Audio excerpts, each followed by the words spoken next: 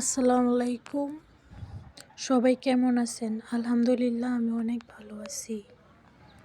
এই তো আজকে হঠাৎ মনে হলো যে কিছু ঝাল ঝাল কোনো কিছু করে খাই।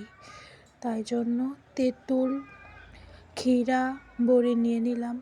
তেঁতুল আর কাঁচামরিচ, ধনিয়া পাতা, লবণ সব কিছু একসাথে মেখে তারপর ক্ষীরা দিয়ে খেলাম। মাশাআল্লাহ, এত সুন্দর হয়েছে মাখাটা।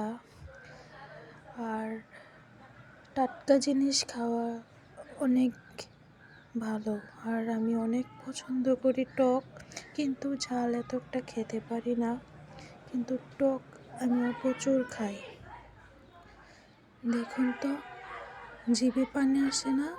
এরকম একটা জিনিস যা দেখলেই জিভে পানি চলে আসে। আল্লাহর সৃষ্টি কত সুন্দর দেখছেন।